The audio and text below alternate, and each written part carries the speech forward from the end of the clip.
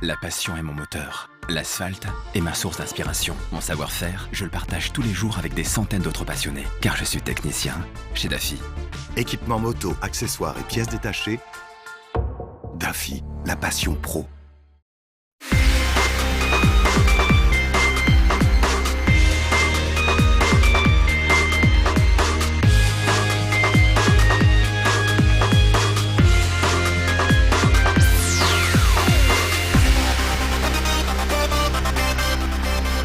Bonjour à tous, ravi de vous retrouver sur Watch TV pour un nouvel épisode de Moto & Co, l'émission qui penche dans les virages, et parce que vous avez été gentils, parce que vous avez crié beaucoup très très fort avec les commentaires et tout ça, Maya est de retour, et voilà, elle est là. Salut, ça va Bonjour Maya? à tous. Oh, quelle entrée, dis donc, Eric. Bah il fallait quand même, hein. Bah ça vaut ça, c'est marqué en dessous là, c'est quoi déjà, rédactrice en chef de motoservice.com. Voilà, très bien, et puis ton adjoint. Oh, t'as vu la classe, hein. Mehdi Bermani. Grande classe. Ça va bien? Écoute, ça va. Oh, la chemise verte, parfaite. Ouais, écoute, je suis dans le vert là, j'aime bien. On était bien la semaine dernière avec Rococ, hein. Il est gentil. Hein. Il est pas mal. Oh, il est super sympa, moi j'adore ce gars-là. Bon bref, on passe à autre chose, les motos du futur, parce qu'on en a vu une qui était super belle hier, mais il va arriver des choses sur le marché dans les années à venir. Alors, pas forcément ce qu'on va voir et ce dont on va parler rapidement ensemble aujourd'hui, mais en tout cas, ça ébauche quand même un petit peu peut-être de l'avenir, du futur de la moto. Il y a des choses assez encourageantes. BM a proposé quelque chose, la Next Vision, c'est complètement fou, ça bouge tout seul, vous avez vu, il y a les cylindres qui sortent comme ça sur le côté. Pas besoin de casque.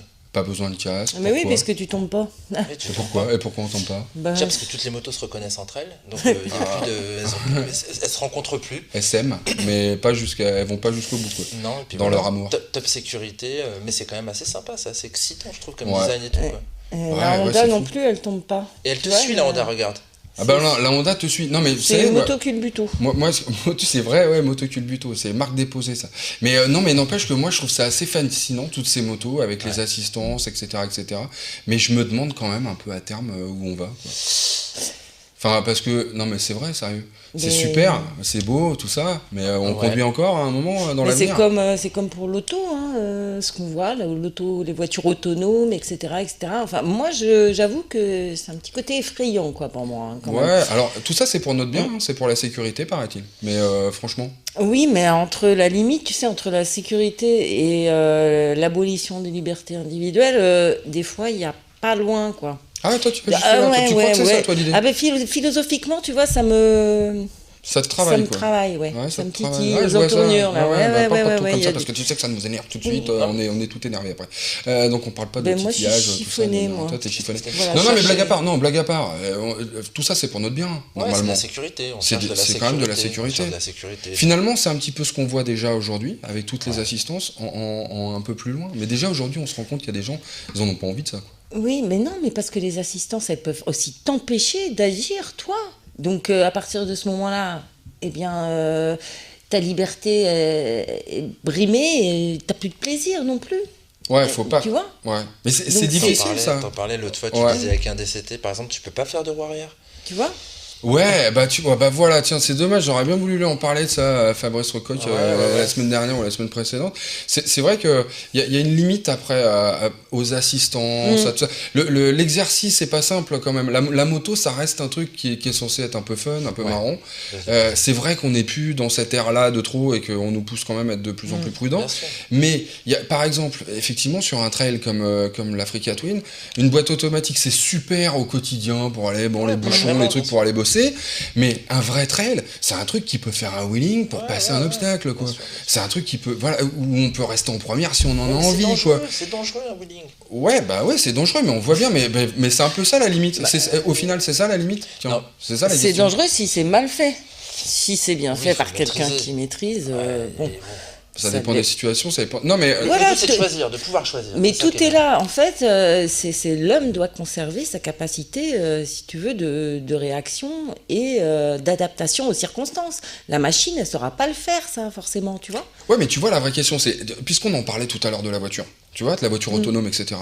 Les voitures autonomes, ça fonctionnera qu'à partir du moment où elles seront toutes autonomes. Et le problème, c'est comment tu peux imaginer 30 secondes que des motos vont pouvoir se balader entre des voitures autonomes ?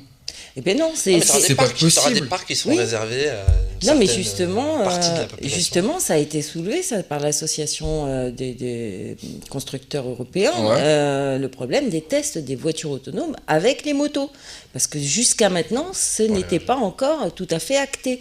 Donc ça, c'est en train de travailler au niveau législatif, etc., européen, mais aussi international. Et de toute façon, il va falloir y venir, il va falloir légiférer, aller encore. Et finalement, on voit que les progrès technologiques, quelque part, peuvent de plus en plus nous compliquer la vie.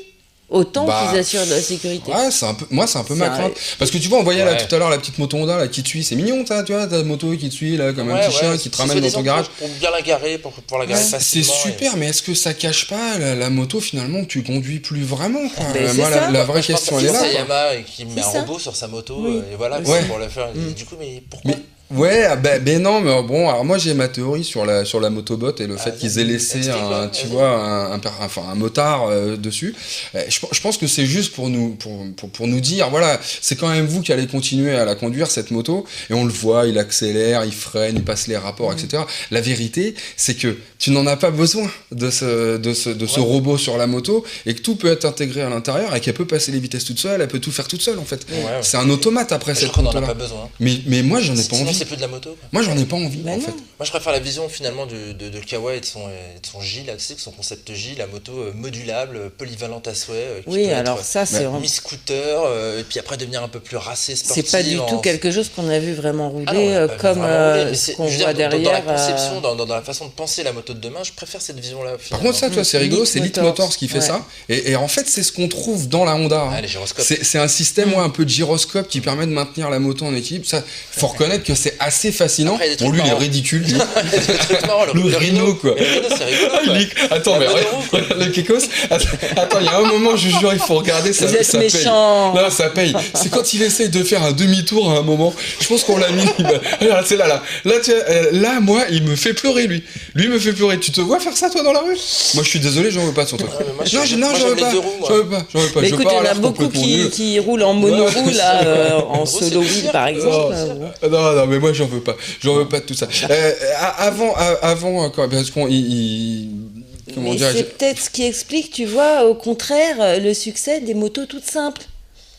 Ouais, bah oui, ça explique Tu vois peut-être ça, ouais. A contrario. Bah en fait, t'as l'impression qu'il y a un peu deux mondes qui s'affrontent. Il y a celui des constructeurs et des gens de la sécurité routière qui aimeraient nous faire rouler sur des trucs qu'on conduit plus et que je me demande encore pourquoi je l'achèterais, puisque je la conduis plus, tant qu'à faire, autant que je la paye pas. Et puis bah ouais, non, clairement. Et puis non, mais c'est vrai. Et puis ceux qui veulent revenir à quelque chose d'un peu plus fondamental, etc. Avant de parler, parce que je le sens arriver, ton coup, t'as envie qu'on parle de l'icône que t'as essayé, je le sais. On va J'en parler. crève Moi, d'envie. j'ai envie de vous poser la question, les amis. N'hésitez pas à laisser des commentaires, etc., etc. Est-ce que vous avez envie de ces motos du futur pensez-vous qui se conduisent un peu toutes seules, qui se modifient, Est-ce que ça vous fait rêver? Moi, j'ai envie de le savoir. Hein, non, mais tous les Archie Rider, les Paranox, etc., etc. Allez-y, envoyez du commentaire. Nous, on adore ça, les commentaires. On prend un plaisir fou à y répondre en plus, donc profitons-en. Et puis, bon, bah oui, parce qu'il faut quand même bien le faire, parce que sinon, elle va me taper dessus ou elle va m'arracher les cheveux qui me restent. On va évidemment retrouver les CD, l'icône 125 Twin, les amis, c'est parti.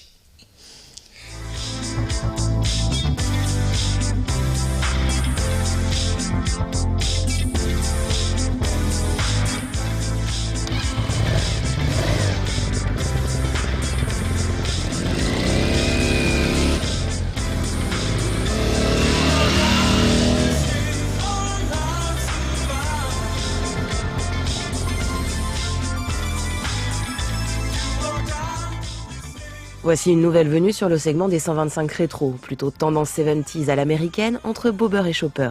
L'icône 125 Twin est d'ores et déjà disponible en France en version Euro 3, très bientôt en Euro 4.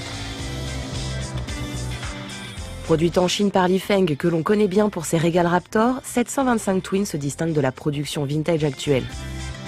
Avec son tout petit phare rond, son large guidon au cintre peu prononcé, son réservoir aux arêtes saillantes, sa selle monoplace matelassée et surpiquée, ses deux silencieux coniques et son gros pneu arrière, elle s'inspire à la fois de la Guzzi V9 Bobber et du Harley Roadster. Le contacteur sans clé façon Harley se situe sur le côté gauche de la fourche, mais l'on peut quand même le bloquer ainsi que la direction. Au tableau de bord, pas de chichi, un simple compteur analogique avec totalisateur et trip partiel à rouleau, les témoins de température moteur et de clignotant, et c'est tout. Pas de jauge de réservoir et le passage en réserve est manuel, à l'ancienne.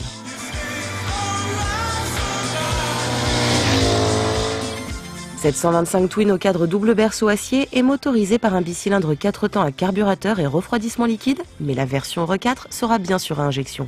Associé à une boîte 5 rapports, il développe 10,9 chevaux à 9500 tours minute et un couple de 8,4 Nm à 7500 tours minute.